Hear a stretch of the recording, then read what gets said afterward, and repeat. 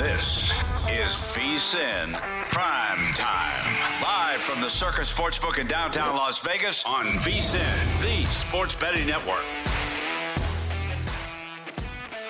Seidenberg back here with you on VSiN PrimeTime. That's right here on VSiN, the sports betting network, as we are watching the action in progress in the NBA. It is game number 2 of the Western Conference semifinals between the Minnesota Timberwolves and the Golden State Warriors, and it is all Minnesota, 25-7. The Timberwolves lead the Warriors with 2:36 to go in the first quarter, as we are on our way to cashing one of our best bets already here on the program of Timberwolves in the first quarter, minus the 4 points.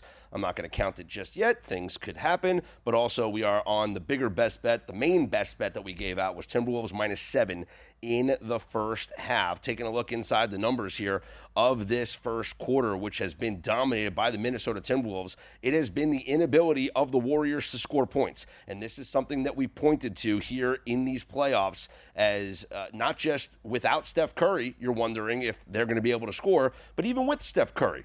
This is a Warriors team that only scored 18 points in the first quarter of their first game of this series against the Timberwolves. But the Warriors, 3 of 13 from the field.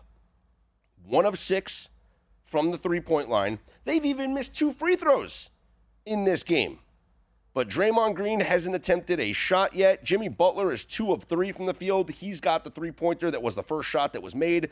Buddy Hield is 0 of 2. Brandon Podziemski is 0 of 2. Kuminga is 1 of 1. Peyton 0 of 2. Moody 0 of 2. Spencer 0 for 1, as the Warriors can't hit a shot. 25-10 now, though, as they got a basket after a timeout. So good job by them as they look to get back here in this first quarter. Your live markets right now, Timberwolves minus 19.5 with a live total of 194.5. This game closed with a total of 202.5, and the Timberwolves at minus 11. But 25-10, Wolves lead the Warriors with under 2 minutes to go in the first quarter. Now 25-12. Oh, a little 5-0 run here from Golden State. Don't look now. Minute 40 left to go in that first quarter. Second intermission on the ice as we are getting ready for the third period to begin, and the Washington Capitals holding on to a 1-0 lead over the Carolina Hurricanes as we are about to begin the third period. Your live line right now is the Capitals minus 330. With a live total of 3.5 plus 175 to the over, as the Capitals closed as north of plus 140 dogs, which we talked about earlier in the show. I found to be very disrespectful to the home favorite that has the goaltending edge in Logan Thompson in this game. But a lot of money came in on the Hurricanes prior to this game. They opened up as minus 130 favorites, closed at around minus 162. I understood why. I just couldn't get behind it. And that's something that I wanted to explain and talk about, that we talked about a little bit earlier on the program, is understanding why a line has moved and getting behind a line movement. I didn't get behind the line movement, but I understood why. Because Carolina has dominated the play. I mean, let's be fair. Carolina has dominated the play in the first game of this series, and even through the first, part here of this second game. If we just look at this game, or if we look at, let's see, the first game of this series, you want to talk about how dominant were the Hurricanes over the Capitals. Well, in that game, they had 18 high danger scoring chances to just 9 for the Washington Capitals.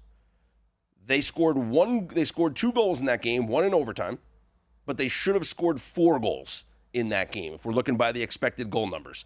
And the play, the possession numbers, the Corsi Fenwick stats that I look at, which determine, how well you do in 5v5 situations, how do you dominate the play, and really you can look at all situations. We're talking about a 74% edge for the Carolina Hurricanes. And now we look at this game, where we have a 1-0 edge for the Capitals after 2 periods. Well, it's been pretty even. The play's been pretty even. 8 high danger scoring chances for the Capitals, 7 for the Hurricanes. Your possession numbers, your Corsi Fenwick, 57% to 43%. Pretty even play. So as much as Carolina dominated game number 1, it's been a lot more even here in game number 2. The Capitals have the only goal of the game. That came 2 minutes into the second period as the Capitals started the second period on a abbreviated power play, and they were unable to cash in, but they do get the goal right after the power play ends. They have 15 shots on goal, the Capitals, in this game, to just 11 for the Hurricanes, and a large part of those numbers is because of how well the Capitals are blocking shots. They are getting into the lanes and not allowing shots to get through to their goaltender, Logan Thompson. There has been, 50 attempts here for the Hurricanes. But as we talk about how many of those have gotten through, only half of those, out of the 50 attempts, half of them have gotten through. And when I say gotten through, I mean towards the net, whether they were missed shots or they wind up being shots on goal.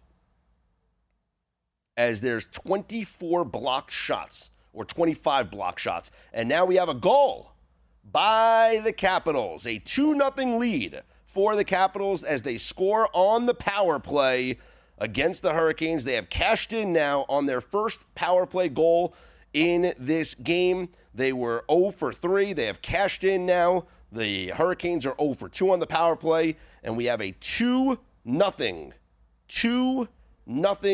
lead for the Capitals as they scored 2 minutes into the second period. They've scored 2 minutes into the third period. This goal by John Carlson on the power play, the assist to Tom Wilson and Dylan Strome. How about Ovechkin, who has not had a point yet in this series, but good goal there by Tom Wilson, John Carlson, as I mentioned, the assist to Tom Wilson and Dylan Strome. 2-0.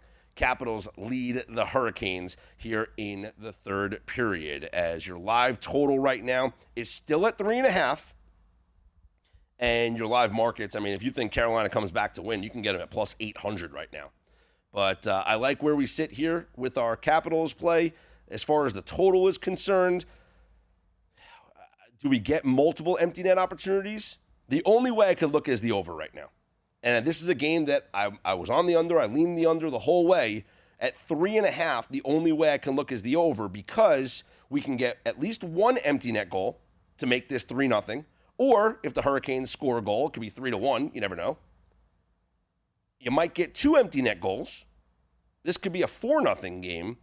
That's the only recommendation I would have right now. If you are interested in a live number on a live total, the only way I could look is the over 3.5. It is minus 140 right now. It is a final, not a final, but the first quarter has come to a close in Minnesota, and so cash your first quarter bets as the Timberwolves defeat the Warriors 29-15 in the first quarter. And is that as close or as close as we get to the averages that we talked about? For those who are, don't know what I'm talking about, I've been giving out stats all night when it comes to the NBA playoffs and the home favorites losing and how those home favorites do in the second game. And the common theme is that they win the first half, but they dominate the first quarter. And in this postseason alone, we've only had 5 games to go off, 5 data points to go off of, but the road teams that stole game 1, like the Golden State Warriors tonight, those road teams are averaging 16 points in the first quarter. And the Golden State Warriors just scored 15 points in the first quarter. That's spot on. That's unbelievable. That's just spot on. And now let's just look at the numbers. Let's go back and, 15 points from the Warriors tonight, 13 from the Knicks last night, 21 from the Nuggets. That's the aberration. 15 points from the Pacers back on Tuesday. And then earlier in this series, if you went back and looked at the Warriors, they scored 18 points in the first quarter of their Game 2 against the Rockets after they won Game 1. And the Timberwolves, they only scored 15 points in the first quarter of their Game 2 against the Lakers after they stole game number 1. This is the incredible bounce back spot here. This is the trend of all trends that hopefully we're going to continue to cash in on throughout the remainder of this postseason, because this is as good as it gets. And these numbers, I mean, when the numbers give you a bet and when it works out to be exactly what the line tells you it's going to be, 16 points on average in the first quarter, and they score 15 in the first quarter, man, we feel really good about that. But we still got a little bit of a ways to cash our bet here. We have the Timberwolves -7 in the first half. That's the second bet here that we are hoping to cash. That was our best bet that we gave out here earlier in the program. And so right now we are 10 and a half minutes to go left in that first half, 31-16. The Timberwolves lead the Golden State Warriors. Let me tell you guys about what the betting splits that we have going on here at VSiN, because our betting splits are different because they come from Circa and DraftKings Sportsbooks. So you get both sides of the story. Circa is known for taking big bets from professional bettors, DraftKings providing a broader market perspective. That means that you get the real action, not just the public money, but the kind of wagers that move the lines. And you can see the percentage of bets versus the percentage of handle on every game across every major sport. That helps you make smarter, more informed bets. Right now, you can get VSiN's exclusive betting splits for as little as $9.99 for your first month at vsin.com/subscribe. Coming up next, we're going to be joined by Ian Cameron, professional handicapper, as we break down some play on the ice. I'm Scott Seidenberg. It's prime time right here on VSiN, the Sports Betting Network.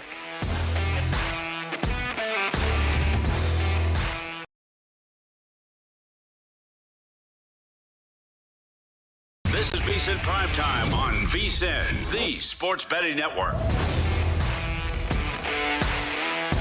Back here on VSiN Primetime, I'm Scott Seidenberg right here with you on the Sports Betting Network. We got 8:45 to go in the first half. Timberwolves, a 33-17 lead over the Golden State Warriors. Minnesota up to a 19.5-point favorite on the live line.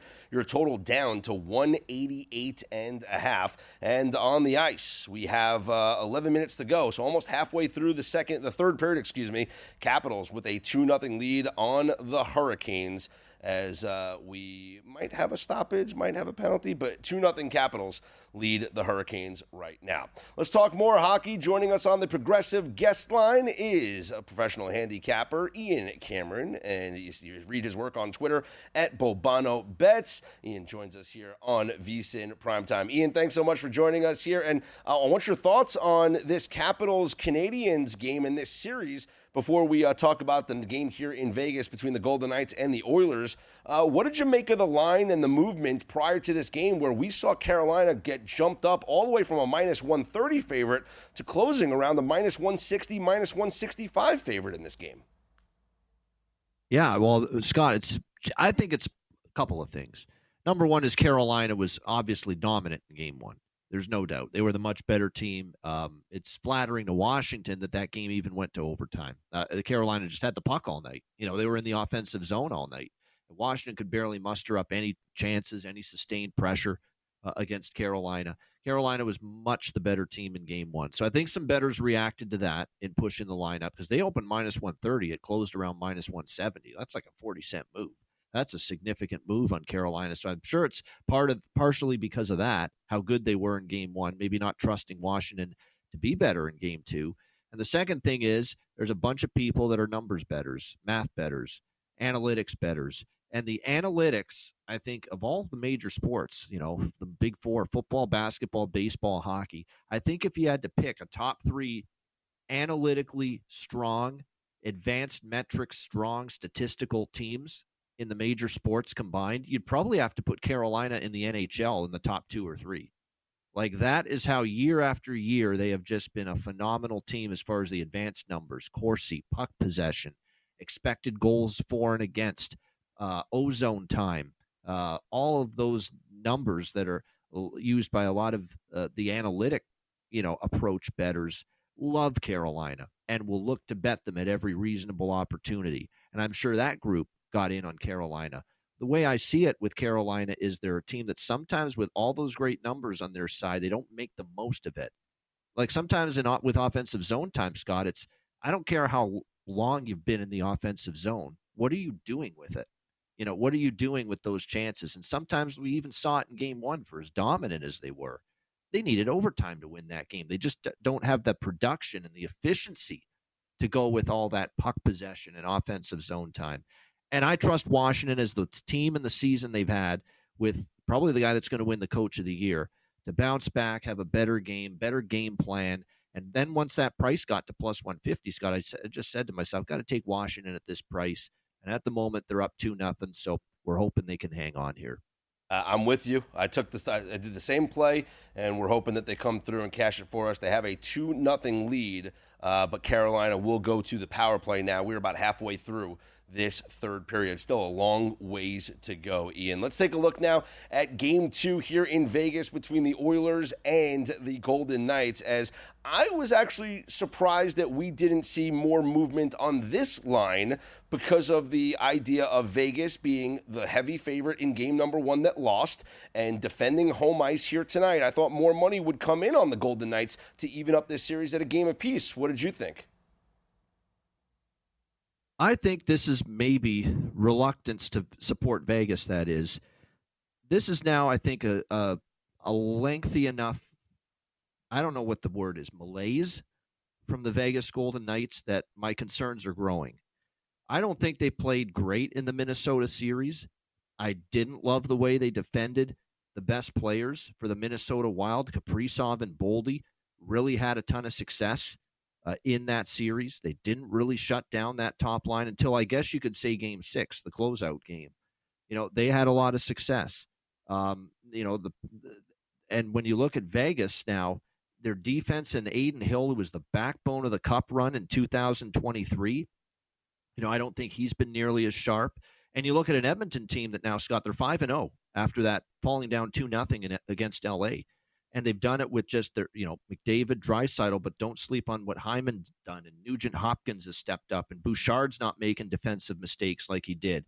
And this blue line, even without their best guy, Matthias Ekholm, they've consistently gotten better, and they've gotten timely saves from Calvin Pickard, who seems to be getting more confidence by the game, and the Oilers are getting more confidence in him with each game. And to me, I've got concerns with Vegas. Now, I do like Vegas in the first period puck line here and to score in the first period. That angle's just been too strong. The team losing the previous game, 28-13, they have scored a first period goal in the Stanley Cup playoffs off a loss. You got to lay some juice with that, but I don't mind it with how profitable it has been. I will split it with that as well with the Vegas puck line. I'm on the over 1.5 first period, which did cash in game 1 of this series. I think we'll see a fast pace early. I like that more than the full game. I have a smaller bet on the full game over, but I definitely, Scott, prefer the first period over 1.5. But I'm taking Edmonton again on the money line for the full game. I think this could be another one of those deals where, again, Edmonton has gotten off to slow starts, but each and every time the last few games they've come back and they've won the game. And this might be more of the same. And the one thing about the Oilers is with their offensive capabilities, they're never out of a game. And to be honest, it's not that just brick wall, shut down Vegas team defensively this year that I think we saw 2 years ago in the playoffs. So it's Vegas early, Edmonton late is my approach here. That's something that we saw play out in game number 1 as we're talking to Ian Cameron on the Progressive guest line. Follow him on Twitter at Bobano Bets. I'm Scott Seidenberg. It's VSiN PrimeTime. It was the first time, and I know Vegas, it's only been a few years, but it was the first time in the playoffs franchise history for the Golden Knights that they lost a game in which they had a 2-goal lead. And so goes to your point, they aren't that lockdown defensive unit that they have been in the past. And also, maybe the offense lacking a little bit. Pavel Dorofeev is still out. We saw the lines coming out here for game number 2. We thought maybe you might get a Dorofeev sighting, but he is not in the lines here, so he's going to miss another game for Vegas. Who are you looking towards as far as maybe points props, shots on goal props, goal props? Like, who has to do the scoring here for the Golden Knights without without one of their leading scorers here in Dorofeev? Well, as on the Ice Guys show, I always do this with this player for Vegas. Whenever I mention his name, I do the song reference to the commercial and the shaving brand, Close Shave Barbashev. I'm talking about Ivan Barbashev for the Vegas Golden Knights. He plays on that top line with Mark Stone and Jack Eichel. He's been noticeably quiet offensively. And this is a guy that in the regular season, he was on one hell of an offensive groove, at one point. And he's just struggled to find that production here in the postseason. I think he is one of the main candidates you would select to fill the void of the absence of Pavel Dorofeyev, especially if he's going to play on that top line. So Ivan Barbashev is definitely someone that stands out to me, someone that's got to get going. We'll see. Tomas Hertl was pretty quiet in game one. Let's see if we see more from him. Because I think Brett Howden's given you enough offensively for being on the bottom six. Nick Waugh has chipped in. He's one of the better bottom six, third, fourth line players in the league. But you need your better players in your top line and your second line to get going. And for me, I'll go with Hertl and Barbashev. I think those are two guys that need to pick it up offensively for Vegas to win this game and this series.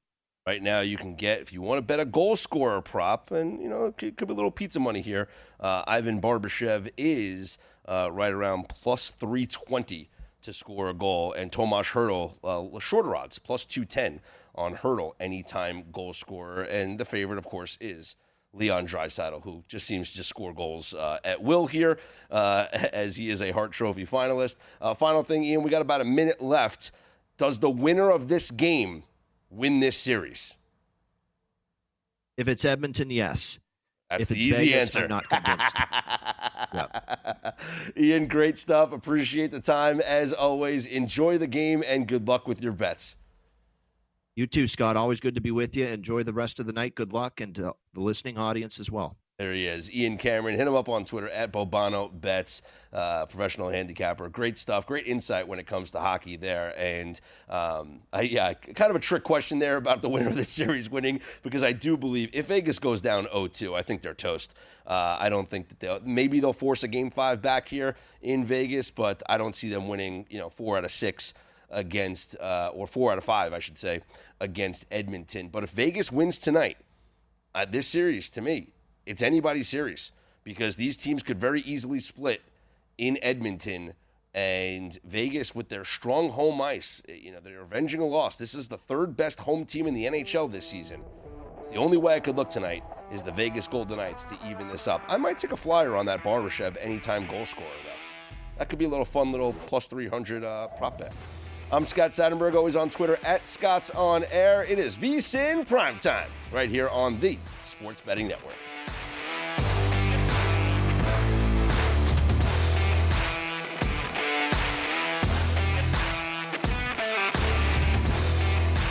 This is VSiN Primetime on VSiN, the Sports Betting Network. Little excitement going on in Minnesota as Draymond Green picks up a technical foul. Surprise, surprise. 5 technicals now in the postseason, I guess.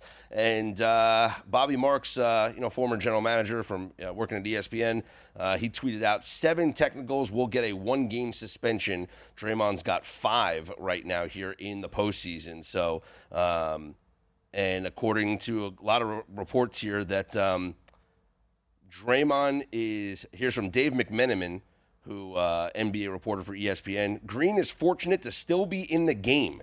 He went up to Tyler Ford and yelled, "That's bull bleep," to his face after the review.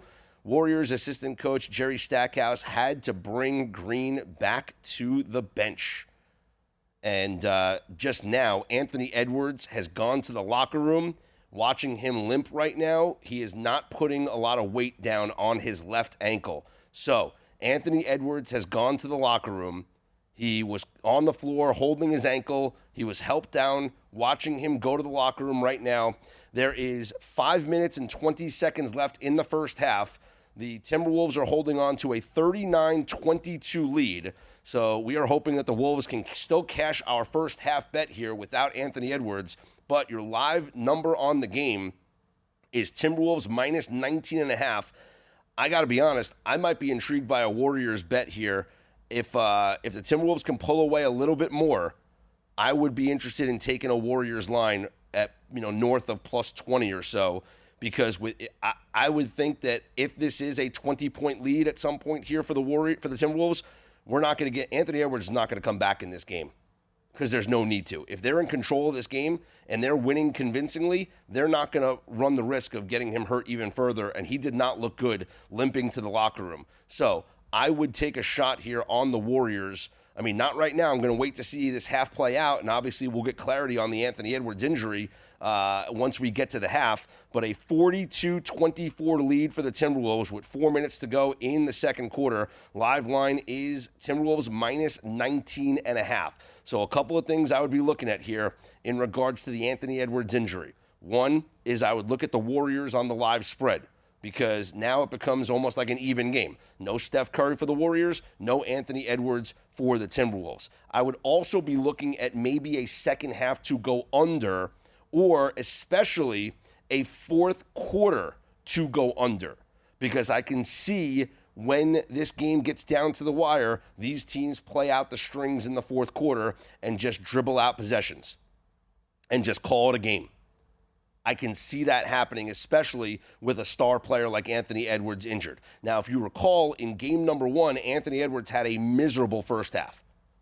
He scored 1 point in the first half of that game. But he went over his live number of, I believe it was 16.5 or 17.5. He went over. He had, about 17, 18 points in the second half. And the majority of that did come. He had a good fourth quarter there, but the game was already out of reach.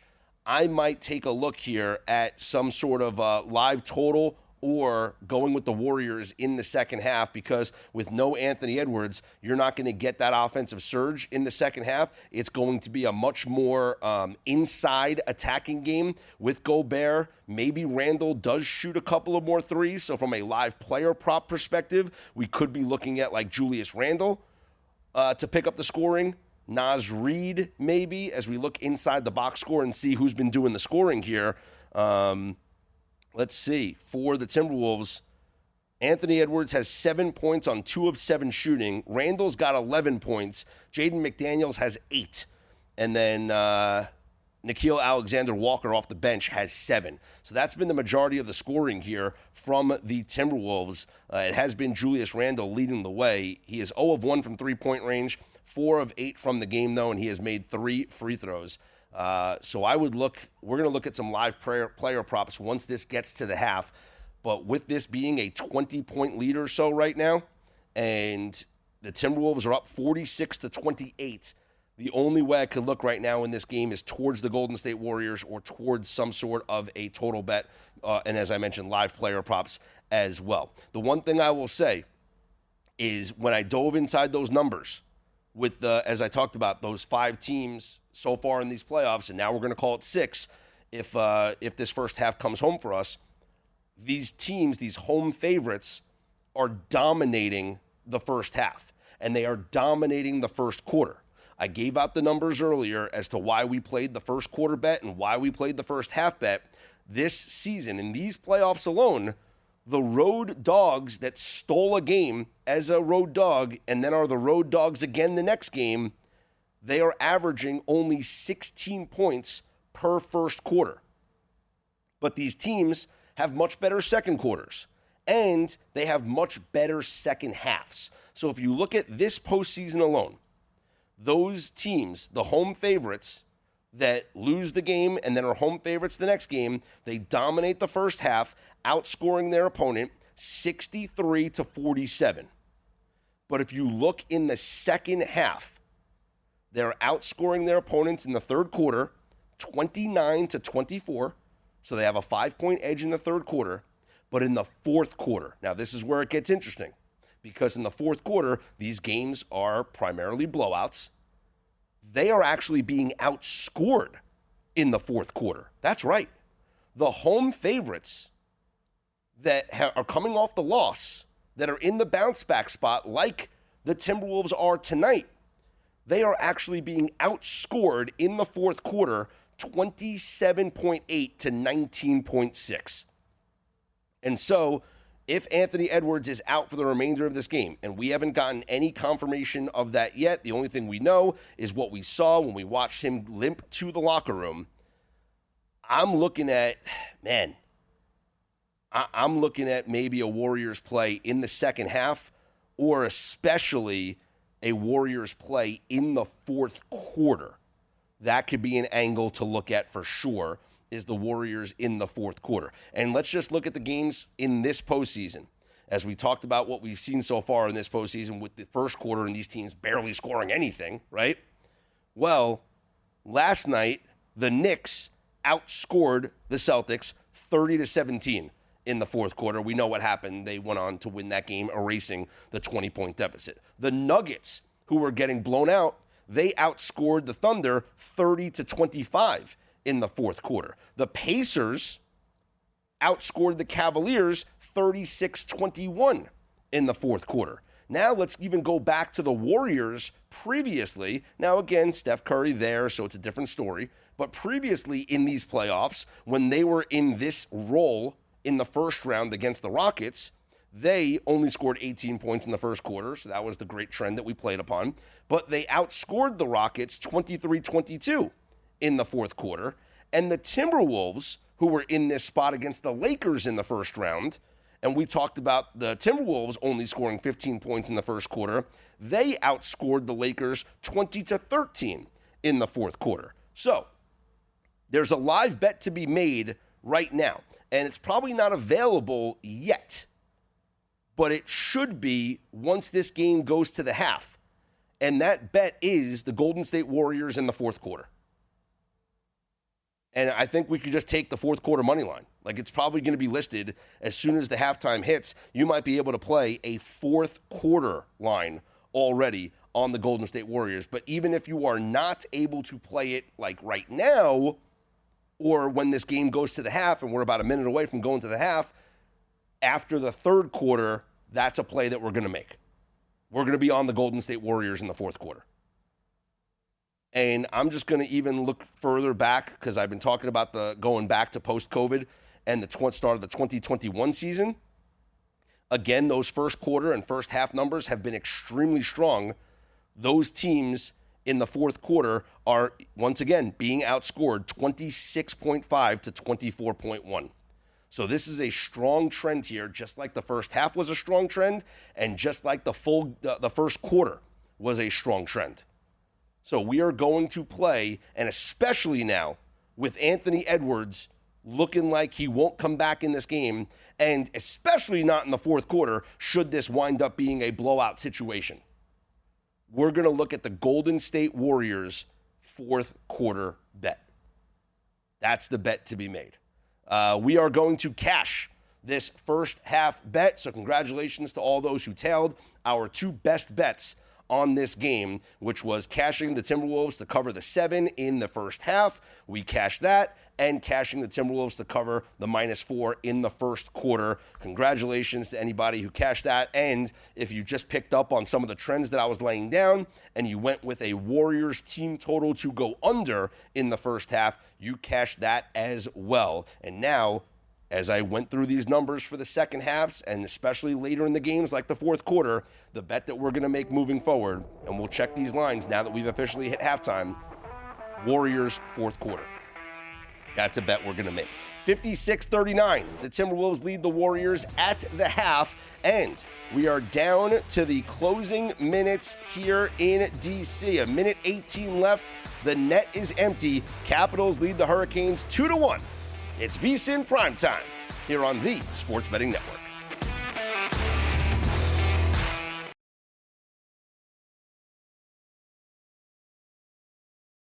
This is VSiN PrimeTime on VSiN, the Sports Betting Network. We got a lot to get to here. I'm Scott Seidenberg, and it's PrimeTime here on VSiN, the Sports Betting Network. Here is your updated breaking news. Anthony Edwards questionable to return to Game 2 with a left ankle sprain. We talked about it earlier. He was limping. He was helped off. He is questionable to return.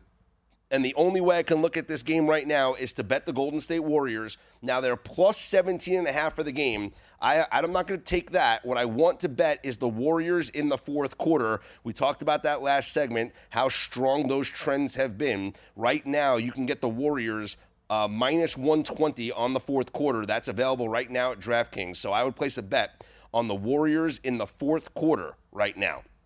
All of these numbers have shown me that these teams in the Warriors situation here have all won their fourth quarters. In this postseason, they've all won their fourth quarters, and going back to the 2021 season, they are averaging winning the fourth quarter. Meanwhile, it is a final in our nation's capital as the Capitals have defeated the Hurricanes 3-1, cash the money line on the Capitals, a 3-1 final as they even up their series at a game apiece. And now we wait to see if the Vegas Golden Knights can do the same against the Edmonton Oilers, as that puck drop will occur in about 5 minutes or so from now. Taking a look at bets in that game as we talked with Ian Cameron, who joined us earlier. We're going to play the first period with him.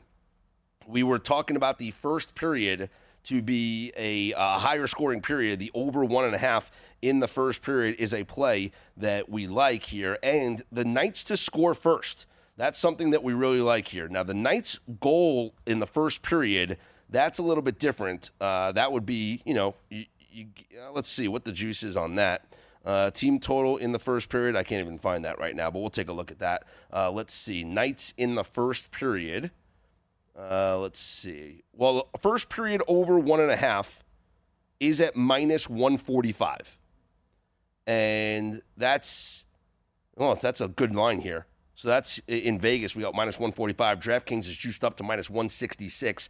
Vegas to score a goal in the first period up on DraftKings, it's minus 230. That's way too much juice here. Let's just go ahead and play the Vegas to the over 1.5 in the first period. Now, you can play the Knights on the first period money line. That's at minus 135 if that's something that intrigues you, as opposed to the over 1.5 in the first period. You could be intrigued by maybe just the Knights to win the first period. So that's something that's available there. Or let's see, the puck line, if you want to lay with the Knights in the first period up on DraftKings, you get plus 140 on that to happen. And the stats that Ian referenced, I talked about it earlier, the teams that are coming off the loss in the Stanley Cup playoffs have gone on to score the first goal of the next game 27 out of 41 times. 27 out of 41 times, the team coming off the loss, which would be the Vegas Golden Knights here, have scored the first goal of that next game. They've actually scored a first period goal in 26 of those instances. So the first period goal for the Knights, heavily juiced if you want to lay that juice here, though. I'm just going to go ahead and play the over 1.5 goals in the first period. We know about the offensive firepower for the Edmonton Oilers, and we know about what Vegas is certainly capable of, and we do expect Vegas to start out fast after losing game number 1. And the thing that I expect from Vegas, they lost with that 2-goal lead, which is a rarity, because that's something that they haven't usually done here in the postseason. Well, they've never done it ever in the postseason. I think that the onus on the Knights here in this game is going to be not just to score early, but to continue to score and to not let it go, not let up. So a 2-goal lead's never enough. They need a 3-goal lead. And if you look back just in this Stanley Cup playoffs, the first period went over in game number 1 between the Knights in this role. The first period, game number 1 went over. And going back against the Wild, they had the last game against the Wild went over in the first period. Two games against the Wild. 3 against the Wild. My goodness. Have the Knights gone over the first period in every? Yes, they have. The Vegas Golden Knights, VGK, has gone over the first period over 1.5 in every game this playoffs. So that is a play that we're going to be on here. We're going to go over first period over 1.5, as I believe the odds have just closed, so I didn't even get that in. But we'll see if we can get a live line in here. Puck is dropped, or I guess it is about to drop here in Vegas. Knights taking on the Oilers. I don't think I got that in, but we'll try and see if we can get in a live line as we're trying to do this all on the fly here. Meanwhile, second half line, as we talked about with that Golden State Warriors game, I will not play the second half. I'm only going to play the fourth quarter with the Golden State Warriors. So right now you can get plus 16.5 or so on the Warriors, not going to play that, only going to play the fourth quarter for the Warriors as the puck is about to drop here in Vegas, and we will keep an eye on the action as we recommend the over 1.5 in the first period between the Knights and the Edmonton Oilers.